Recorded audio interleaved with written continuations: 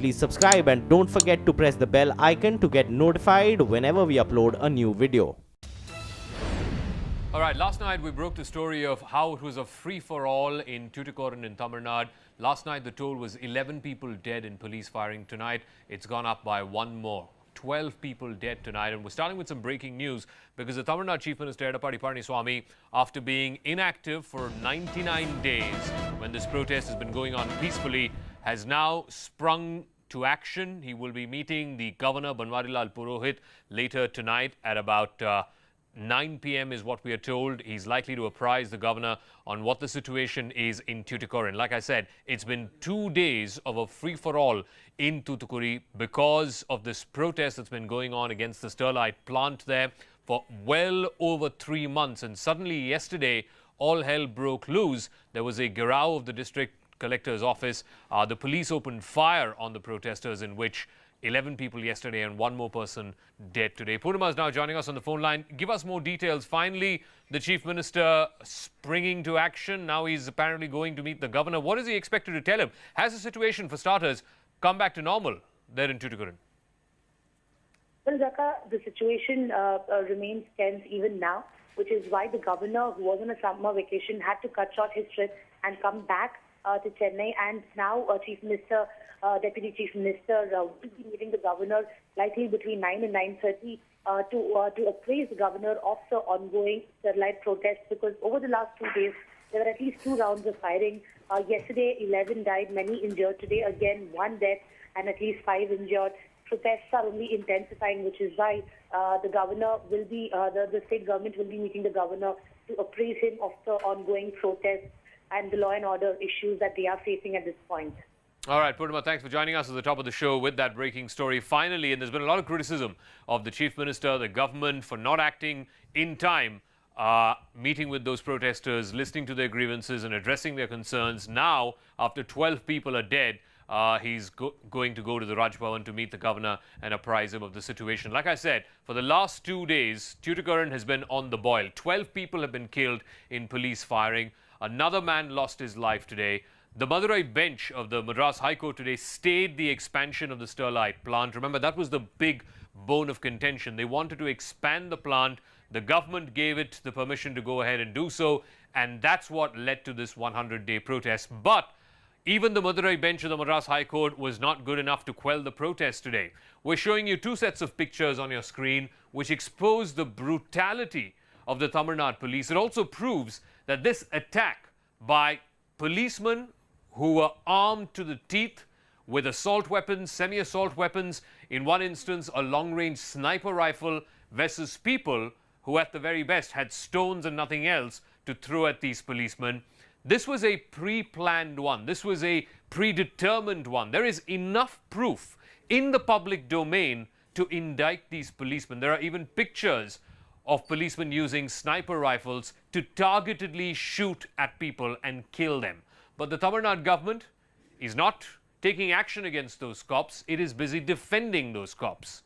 There has been no action. It's been more than 24 hours. Last night, we broke those pictures of that policeman in a yellow shirt taking aim and targeting people using that long-range sniper rifle. No action has been taken against that policeman or anybody else who indulged in this shooting, this mass shooting of protesters who were, simply put, asking for clean air and clean water. First, I want to play out this video. It'll expose once and for all that the cops opened fire on protesters in Tuticorin. It was not for self-defense. It was not, as the Tamil Nadu government claims, because they had no other option. It was with the intention to kill. Listen to this.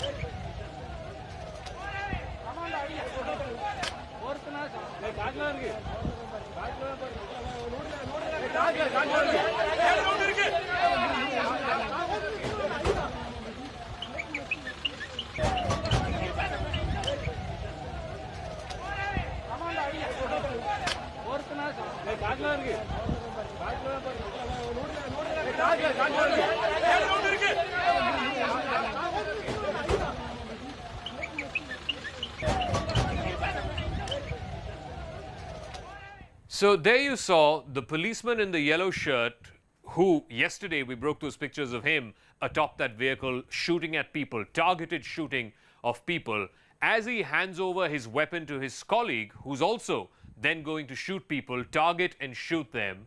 There's somebody in the background who's saying at least one person has to be killed. At least one person has to be killed. This was intention to kill. This was no self-defense. This was no measure that was taken because there was no alternative available. This was with the intent to kill. These cops were given express instructions to not just kill these people, but after these people died, at least some of them, look at the way some of these policemen mock the dead people.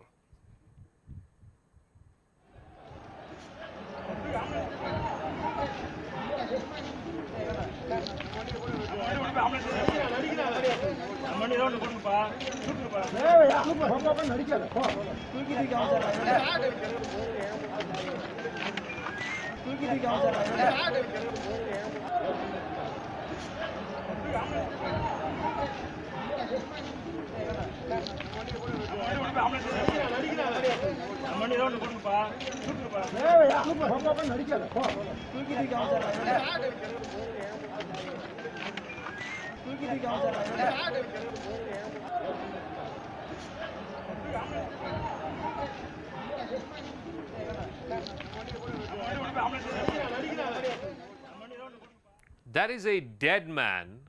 There are a bunch of cops, at least a dozen of them, around that man saying, oh, he's just acting. He's just acting. How much more insensitive can you get? You shoot people dead with the intention of killing, and then you mock the dead.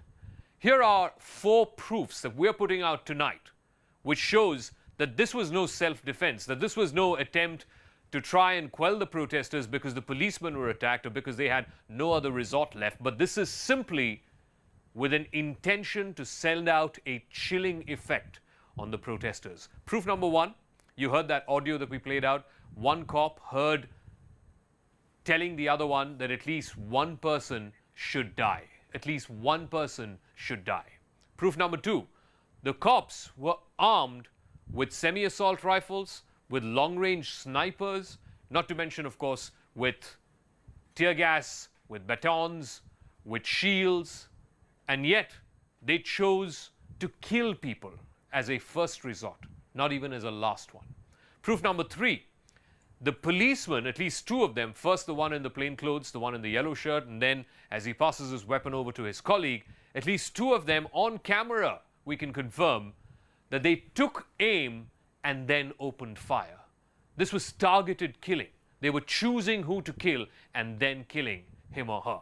Proof number 4, most of those who were killed, and this is why it was meant to send a chilling effect, most of those who were killed were shot either in the abdomen or in the torso, or at least one of them in the head. There's not one person who died who's been shot below the knee when the police manual expressly states that you have to shoot below the knee. Let's play out a bunch of political reactions. Obviously, politics has now gotten into it. DMK working president M.K. Stalin was there in Tuticorin, so was actor-turned-politician Kamal Hassan. Let's bring you a collection of sound bites today, and then we'll go straight into our debate.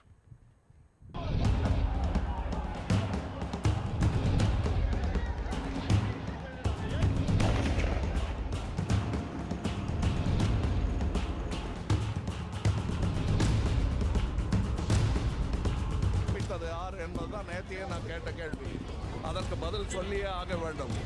இங்கே அமைதியான முறையில் தான் போராட்டம் நடந்திருக்கு. யாரோ சொல்லி ஆணை இல்லாம அம்பு பாயாது. அம்பை நொந்து பயன் இல்லை. ஏவினது யாரு, அம்பு அடிச்சது யாருன்னு பார்க்கணும். ஸ்டெர்லைட் போராட்டத்தில் அரசின் அலட்சி, உளவுத்துறை உட்பட மொத்த நிர்வாகத்தின் தோல்வி, காவல்துறையின் வரம்பு மீறின சட்டத்துக்கு புறம்பான மிருகத்தனமான செயலை உண்மையாக கண்டிக்கிறேன். உறவுகளை எழுந்து வாழும் குடும்பத்தாருக்கு என்னுடைய ஆழ்ந்த தாமங்கள்.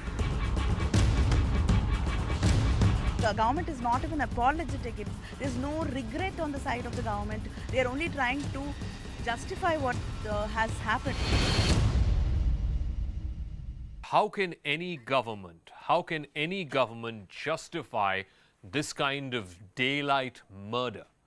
This was, and I repeat, this was with the intention to kill. We've shown you audio and video proof of that. This was with the intent of sending a chilling effect on these protesters. And this is after 100 days when not one functionary from the government, either from the Chief Minister downwards or anyone, tried to reach out to these protesters. How does this happen in free and independent India? Let's bring in our guests. Debating tonight, K.C. Palaniswamy is AIADMK leader, T.K. Silangovan, spokesperson of the DMK, Vinoba Bhupati of the PMK, R.K. Radhakrishnan, senior deputy editor of Frontline magazine, Bahar Dutt, environmental journalist, and Henry Tifange is from People's Watch. Let me start with you, Mr. Palaniswamy, because you speak for the AIADMK, the ruling party. I played that video out, the policeman in the yellow shirt handing his weapon over to his colleague, and there are policemen overheard who are saying at least one person should be killed. How do you justify this? Is this what happens in a civilized society? How do you justify this? No, I'm not speaking for the government. I have some sort of a misunderstanding with the Chief Minister and Deputy Chief Minister. So they declared that they have expelled me. I said they have no power to expel me. So anybody having heart, they cannot defend this Tuticorin incident. This is not an issue which taken place yesterday. This is an issue people have been fighting for more than 100 days. And the Chief Minister has visited in and around that area twice. Even 3-4 days back, he was in Kodaikanal. He taken the flight from Madurai, just hardly 2 hours from Madurai to reach Tuticorin. He or any of his ministers should have met the protesters and assured Mr. them Palaniswamy, whatever the Mr. government Palaniswamy, could do. who gave the deliberately- orders to the police to open fire? Who gave the authority to the SP or to the district collector to open fire on peaceful protesters? You think an SP or a district collector would have had the spine to take that call if he or she was not expressly instructed by people upstairs? The Chief Minister is in charge of the home department, and the police is directly under the control of the Chief Minister, and the Chief Minister is liable for this. If Amazing. we have to fix the responsibility, Amazing. we have to fix TK the responsibility Silangovan, for the Chief police Minister opened and the fire. Home Secretary and The police DGP. department comes under the Chief Minister because he holds the home portfolio. The Chief Minister's office puts out a statement yesterday saying police had to open fire because they had no other choice. We are putting out audio and video saying yes, they had other choice. They had 100 other options, from water cannons to tear gas to what else is available there. And yet they chose to not just shoot, but shoot to kill. And the Chief Minister is not willing to take responsibility for it. Amazing. T.K. Silangovan.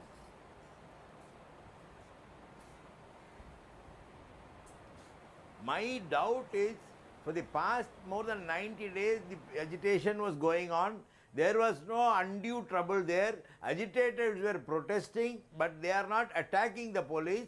They are not violating any rule or any going into the police cordon. There is no attack on the police. When they had shot, suddenly the Chief Minister, my doubt is, somebody must have ordered the Chief Minister to do this. Because these are slaves. The government here is a slave. They don't have any choice. They don't have any decision-making authority. They are afraid of other things.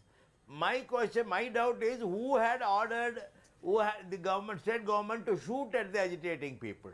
Who is this? I want to know. In a democratic country, who gives the authority to any police force or to any government to shoot citizens of this country shoot them to kill. Who is that power? I want to know. Who is giving them that authority? That is what I say. This most barbaric of all the acts. The whole world has never seen such a situation.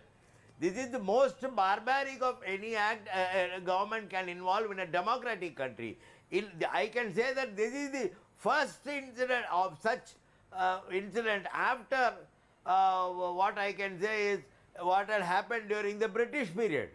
No, R.K. Radhakrishnan, a lot of people on Twitter comparing this to Jallianwala Bagh. Accident in an independent India. R.K. Radhakrishnan, a lot of people comparing this to what happened in Jallianwala Bagh. My point is, I refuse to believe, R.K., that an SP or a collector who must be, in their 30s could have taken this call to shoot at people, shoot at citizens of this country because they were protesting and asking for clean air and clean water. Yes. R.K. Absolutely. Zaka, the biggest rumor in Tamil Nadu is that there is a government. Let's get that off our table first. The second thing is that we have had incidents like this all over the time. In Kudangulam, the same DMK government slapped sedition charges against 8,000 people. Okay, and there were incidents in Tamarabarani agitation also where people actually jumped in Tirunelveli, when people jumped into the river and drowned themselves. DMK can't say that nothing has happened before Jallianwala Bagh or after Jallianwala Bagh. In Velur, for instance, when Devaram was ruling roost here, the Naxal menace was at its peak, and again the same incidents have happened. Marina, when MGR was in power. So this is nothing new to Tamil Nadu, but then in the past 40 years, this kind of incident has not happened. Having said that, I have to also add that the problem here happens to be that neither the DMK nor the ADMK went anywhere near the protesters for 100 days.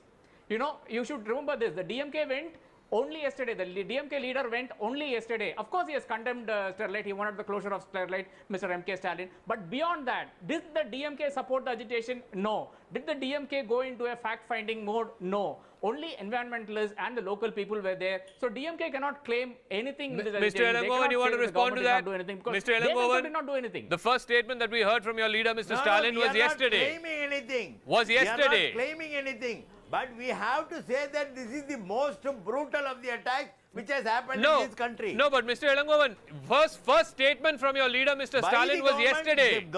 For 99 days, people there have been protesting. Why did your party not issue a statement? Why did your leader not go there and meet them? See, when the local peoples are agitating, we were supporting them. We had issued statements in favor of them. See, it is for the government to take cognizance of this agitation. What can we do? When we had gone there earlier, they would have politicized it. See, it is for the welfare of the people, local residents who are affected by the environmental issues. Vinoba Bhupati, government I want to play out. No, one second. I want to play out, before I go to Vinoba Bhupati, I want to play out that clip. The policeman in the yellow shirt who's handing over his gun to his colleague. Maybe his duty is over, maybe he's killed enough, I don't know. But he's handing over his long-range sniper rifle to his colleague. And policemen are there, overheard in that clip, saying at least one person should die. Can I just play that out again? Then I'll go to Vinoba Bhupati. Let me play that out. Not this, the next one, where he's handing over his weapon.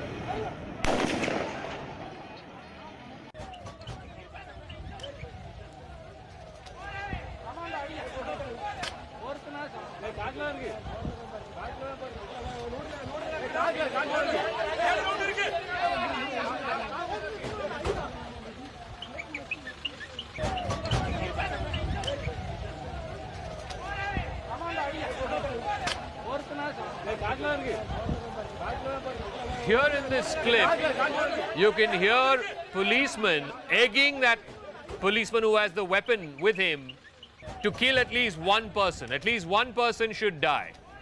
Vinoba Bhupati, that does not happen in a country where there is rule of law, in a state where there is rule of law. The police just don't open fire with the intention of killing people. What is going on in Tamil Nadu, Vinoba Bhupati?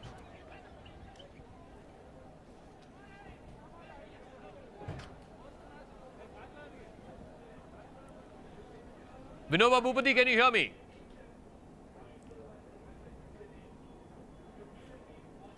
I don't think he can hear me. Let's. Please, for heaven's sake, don't call them as police. It will bring a shame to the police. These bunch of insane, idiotic, trigger-happy psychopaths. Yeah, I can hear you. I can hear you. Can you hear me? Yeah, go on. Now I can hear you. I can hear you. There's a delay. Yeah. Yeah, go on. Can you hear me? Yes. Hello. You will. Can you? I'll tell you. See, I'll repeat once again. I'll repeat once again. This particular bunch of police, they should not be called as police. They should not be called as police. They are insane, idiotic, trigger-happy psychopaths. For the past 2 days in Tamil Nadu, especially in Tuticorin, the police forces behave like gundas. They don't know the rule of law. They are not following any of the rules and regulations given by the Supreme Court.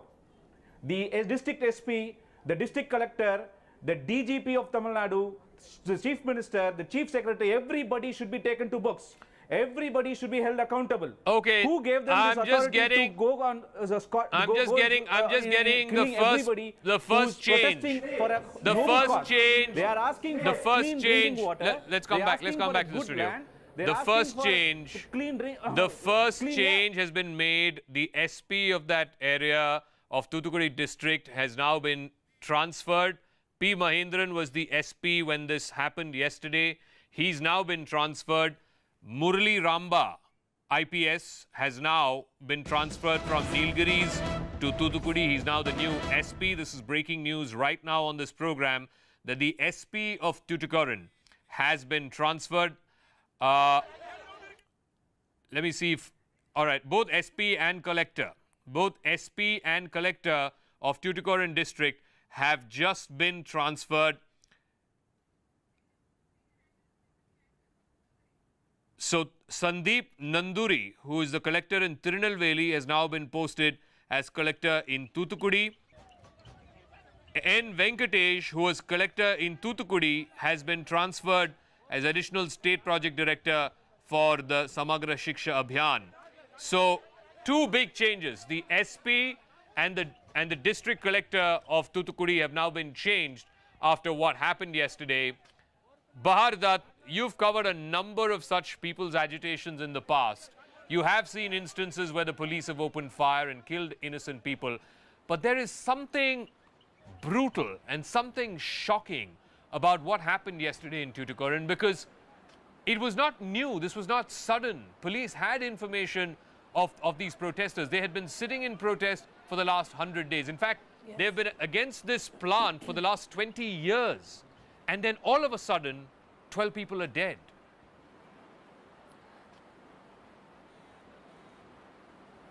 Zaka, I think you asked the right question. How is this happening in free and independent India? But I think the larger question we're not asking, I don't see on your panel a representative from Vedanta Sterlite.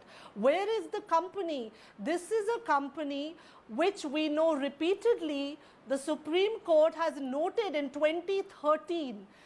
It has recognized 5 occasions in which they have been violating pollution norms. Now, if we can be fighting for pollution in Delhi, do the people of Tamil Nadu not deserve clean air? Do these people who are agitating in Tuticorin not deserve clean air?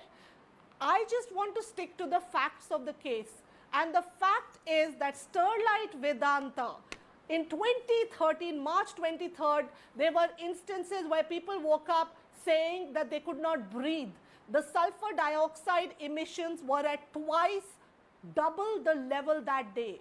This is a company which does not have permissions to expand. Now, when we talk about expansion, let me explain to you, expansion doesn't just mean you construct a wall. Expansion means you double the rate of pollution. They did not have the permissions to do that, yet they were doing it. That's what provoked all these people to stand up. And why has the state been protecting the company? I think that's what needs to be asked. Vedanta Sterlite must be pulled up. You have rightly pulled up the politicians and the state government, but the company too cannot absolve itself from what it has done. I think that's the question that we need to raise right now, even of Sterlite. I do have a reaction, a short soundbite of the CEO of Sterlite Copper. He's spoken to our sister network, CNBC. I'll just play that out the moment it's ready. But his justification is that they had all the requisite permissions, that this was a protest that was taken over by unruly and vested interests. The fact of the matter is, K.C. Palaniswamy, that even after... Zaka, yes. One second. Yes. K.C. Palaniswamy, even after... Zaka, if I can okay, we have the bite. clarify this. Zaka. Okay, yes. Bahar, yeah. Yes, Bahar. If I can just quickly clarify, yes, this company had permissions, but they had permissions to operate at a certain level. They are operating at double the level, which means if your sulfur dioxide levels have been permitted for 200, they are operating at 400. I'm just giving an example. Okay. And that's the problem. That is the health hazard which is being caused to the people there. That, I think that needs to be highlighted. Let me play out a reaction of the Sterlite Copper CEO. We have that sound bite. He's spoken to our sister network, CNBC TV 18. Let's just play that out first. Okay, we'll cue that up. We'll cue that up in just a few seconds. But okay, can we play it out now? The National Green Tribunal made it very clear that we are not a polluting company, and we shall not be a polluting company in future as well. Let me give you a very good example of why people should not be concerned about it. Over the last 20 years, senior management of the company has been staying in townships which are just about a kilometer, maybe about half a kilometer away from the plant. Over the last 20 years, there have been several families, there have been several children which have grown in these townships without any problem at all. So we are actually, I would say that these families are all living proof that there is nothing wrong. So I think these are the kind of canards. That is what I'm trying to tell you, that there are these kind of myths, these are these kind of unfounded rumors which are being floated around, which don't have any base, which do not have any data which is backing them. Wow. Can I go to R.K. Radhakrishnan on that? He calls this a canard, a myth, an unfounded rumor. Has noted in 2013 this is a polluting company. Yeah, I was there. In fact, Zaka, I was on that show. I was with Shireen Ban just a little while ago. And it was very funny. Ramnath happens to be a chemical engineer. He thinks like a chemical engineer and talks like a professor. That's the whole point. I'm very sure that Sterlite has all the papers in order. The NGT papers, the NIRI papers, even the Supreme Court, the High Court, all the papers are in order. And therein lies the essential problem, because people outside take pictures, and they've held press conferences at the Chennai Press Club. They've sent us pictures. They sent me pictures showing the amount of contamination there. Has Sterlite addressed this? No. Sterlite, all that Sterlite does is invites people over to its plant to see how clean it is and how there is no problem at all. There is a problem in the catch in the Park Bay, which is what fishermen were agitating about. There is no solution to that. Sterlite has not addressed that problem. I am not saying it is Sterlite's responsibility to address every single problem in Tuticorin, but the fact happens to be that with an inactive state government, ineffective state government, with a district collector who has not done much to address the situation, it was Sterlite's responsibility. Sterlite is now trying to seek recourse to all the scientific studies that it has somehow managed to obtain, and now it's trying to tell us that all the papers are in order. In fact, they claim that their environmental norms are much better than even the European emission norms, which is much higher than in India. No, but I would agree with every single one of those contentions. But what is happening on the ground? People need answers to what is happening to them. Why is the water getting contaminated? Why is the land getting contaminated? Why is there a problem in the air? These questions have not been addressed either by the district administration or the state government or by Sterlite. No, K.C. Palaniswamy, I mean, I find it amazing that a day after 12 people are dead, the CEO of that company says, oh, our senior management has been living in that township along with their families for 20 years. These are canards, myths and unfounded rumors.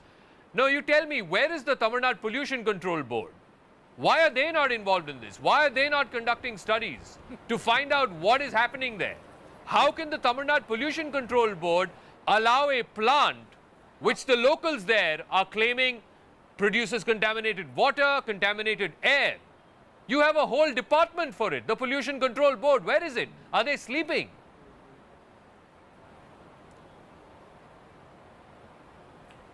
No, I think the CEO is making two unequal comparisons. You can't compare the...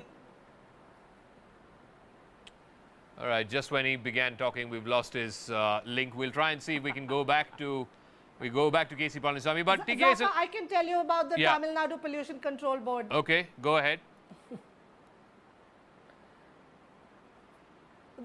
Zaka, from time and again, the Tamil Nadu Pollution Control Board has found fault with the Sterlite plant, but somehow or the other, the Sterlite plant people managed to go to court, get the requisite permissions. But if you look at the report of the Tamil Nadu Pollution Control Board, they have repeatedly had problems with the emission levels.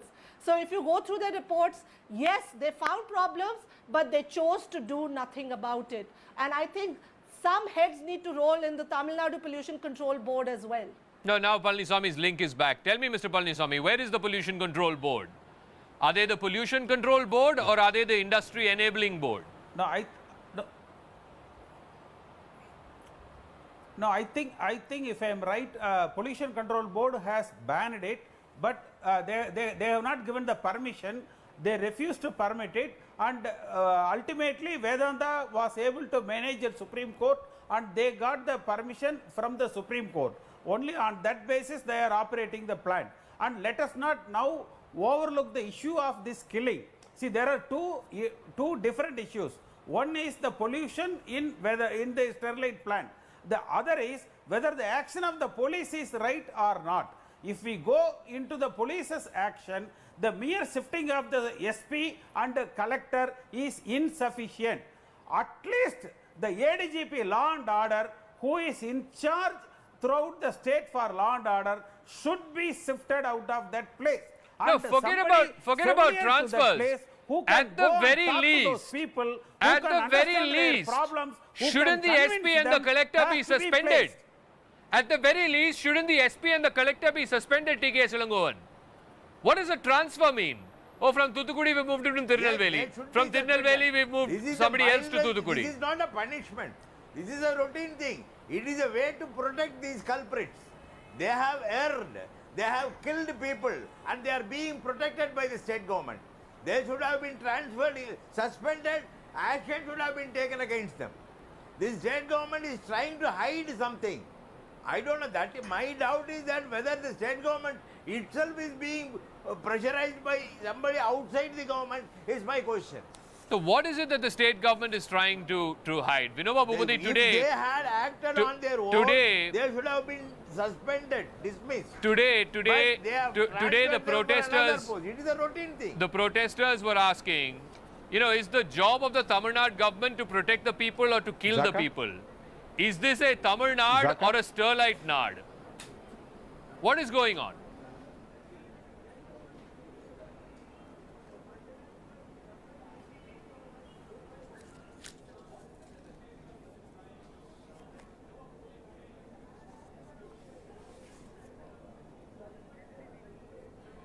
See, TK Sivalangovan, he is a senior leader of DMK. I don't know on how he is completely forgetting what his government did with the police officials then. In Tamil Nadu, the Dravidian parties divided the bureaucracy into two halves. One which will dance according to the musics of the DMK, another will be with the ADMK. He doesn't have a moral ground to talk about the bureaucracy or the police. I'll tell you one thing. Another important thing is, today the corporate lobby, the government of the day is a slave to the corporate. The government of the day is a slave to the union government. It is a covered government. It's a slave government. They doesn't have any courage to deal with the people's demands. They did not go to the people for the past 9900 days. Today, all of a sudden, when there is a mob, there is a protest by the people, without knowing how to deal with them, they went and they shot people to death. Today, an youngster of an age 22 was killed by the police, a psychopath, the psychopath police, and then they are they're just commenting in Tamil saying that don't act. This is the level of insensitivity to which the police is there. Transferring a SP, transferring the district collector will not save the government. They should be suspended. The ADGP should be suspended. The government should resign, taking responsibility for this chaos. No, can I play that clip again? A young man is shot dead. A young man is shot dead. He's lying there dead. There are a dozen policemen around him who are mocking him and saying, don't play dead, don't act. Can I just play that out? Because it's bad enough that in independent India, policemen are shooting dead people, protesting citizens who are asking for clean air and water. And on top of that, they make a mockery of the dead people. Can I just play that out?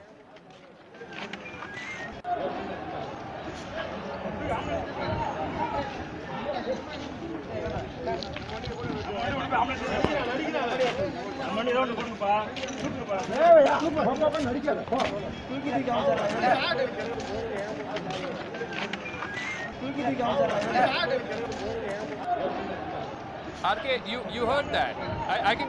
I think there are more than a dozen policemen there surrounding that dead young man and says he's acting. He's playing dead. Yeah, exactly. Exactly. This, see, one of the other boys who were shot, and your Tamil network had carried it, is actually asking, you know, we are protesting against a private company. Why is the government shooting at us? Shouldn't the government be protecting us? I mean, every single person who has been shot, and he says something like, you know, I was shot below the knee, but there was a person standing next to me, and she was shot right in her head. Now, this is a person who has been affected who is talking about it. And imagine the courage that it takes for the protesters, after knowing that 10 people were killed yesterday, to come out today in protest. When 144 has been imposed, when police brutality is its highest.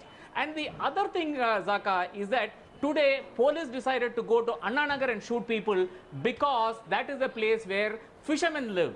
And they had 50% of these protesters were fishermen, so they wanted to teach the fishermen a lesson. And that's why Maributhu had to give up his life. A 22-year-old boy was killed in cold blood today because the police wanted to prove a point that you come out of your house and we'll shoot you dead. I think that is the kind of brutality that is happening in Tamil Nadu, and that is the kind of government which is being propped up by the BJP at the center. No, who is going to put an end to this, K.C. Palaniswamy? Who is going to put an end to this? I find it shocking and utterly mind-numbing that citizens are killed. Yes, it happened yesterday. 11 people killed yesterday, and today they go to a colony and shoot at a young man just to send out a message, don't you dare come out and protest.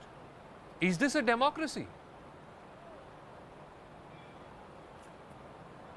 Yeah, as rightly pointed out by Mr. RK, this present government and the ministers and the chief minister, they are not acting on their own.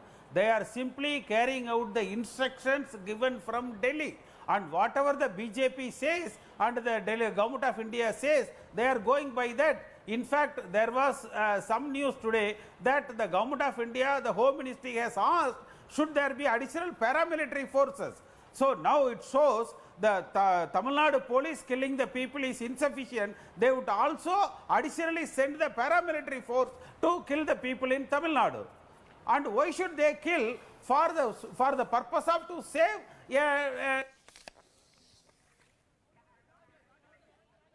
Okay. Bahar wants to come in. We're going to get closing comments from all our panelists. Bahar, how does this end?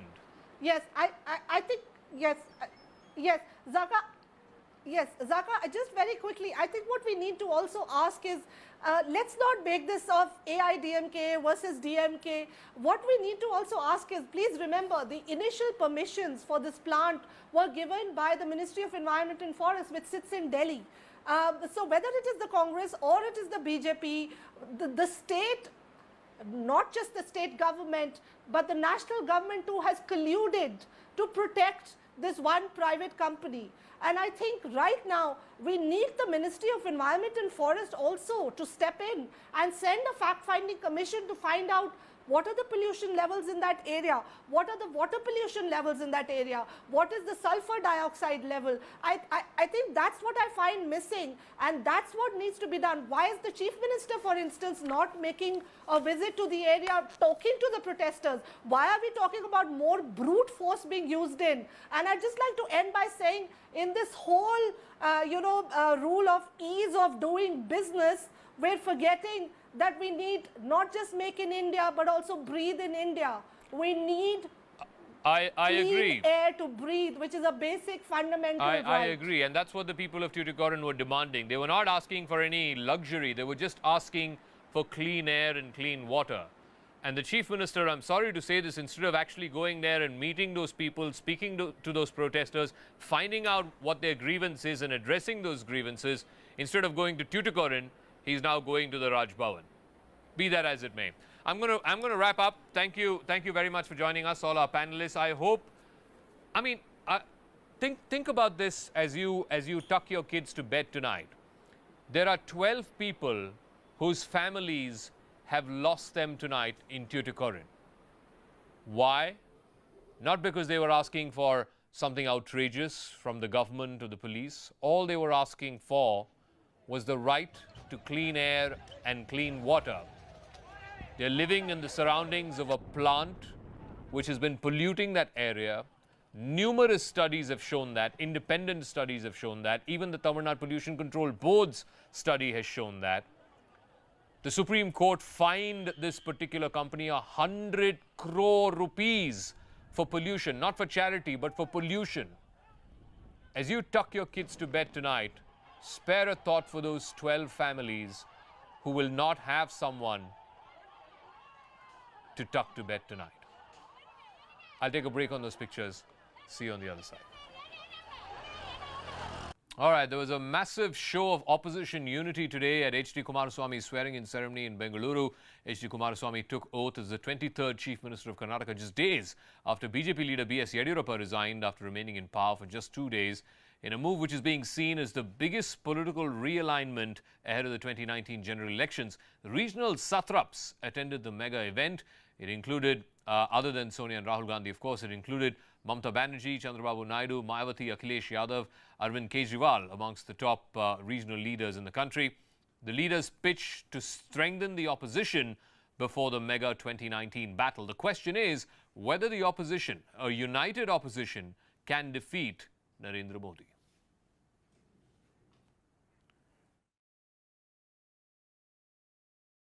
Will this coalition last in 2019 also? It will going to. Will Congress be an allied partner? Complete all the 5 years. In 2019, will Congress be an Even alliance after partner? 2000, yeah, it will be an alliance partner. Sir, your biggest challenge now will be the Kaveri issue because that's next coming up in the Supreme Court. I know the management board which Supreme Court has given, central government which has submitted their proposal. I know that. After my confidence vote over, then I will call our engineers who are expert in that and even legal advisor. I will consult the positive, negative side of this proposal. Then only I will You react. talked about ironing out differences on Lingayat issue. What is your party's stand now? For me, other than that, several important top priority works are there. My total intention to develop the state, not divide the society. Meanwhile, Mamta Banerjee has dared the NDA, saying that whoever dares to fight with us will be decimated. जो मजदूर कहता है, किसान कहता है, जो हमसे टकराएगा वो चूर-चूर हो जाएगा. रीजनल पार्टी से टकराने से काम नहीं होता है. ऑल रीजन रहेगा तब तो नेशन स्ट्रांग होगा ना. हम अगर कोई वादा करते हैं तो हम वादा निभाते हैं. इसमें हम डरते नहीं हैं. हम डरपुक करने का आदमी नहीं है. कांग्रेस का माफिक करेगा, हम हमारा माफिक करेगा. Congress is also a separate party. So, about half a dozen chief ministers, 17 various opposition leaders today at H.D. Kumaraswamy's swearing in. They will all be taking on this one man, Narendra Modi, and the election-winning juggernaut of the BJP. The question is, clearly, if you were to go by pure electoral arithmetic, surely the numbers are with the opposition. They add up to more than 50% of the vote, substantially more than 50% of the vote.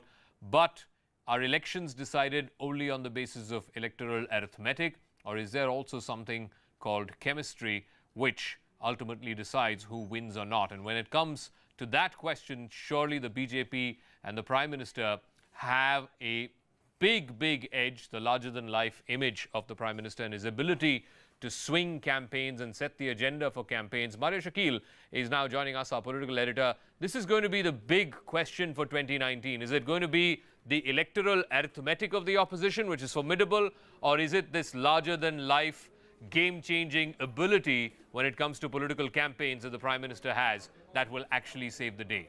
That's right. And Zaka, another question that will be asked increasingly as to who really is the face of this non-BJP front. It's all right for all the political parties to be seen on one platform, the bonhomie and camaraderie aside, because there are inherent contradictions. Can they really, push aside their inherent contradictions and ensure or accept one of them as their leader?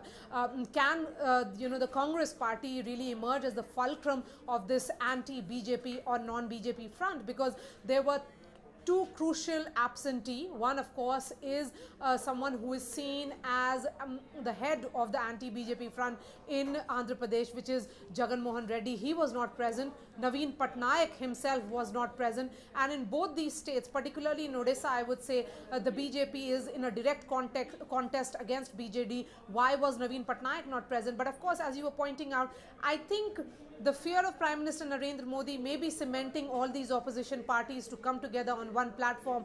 But the bigger question, of course, would be as to who really will be the face of this anti-BJP front. Because when one question was asked to Mamata Banerjee, she said that she is there to support Kumaraswamy. Okay. She was not there to support the Congress JDS alliance, of which Kumaraswamy was the face. All right, we'll leave it at that. And this, of course, is the big debate topic, both at Viewpoint at 9 p.m. as well as on Epicenter at 10 p.m.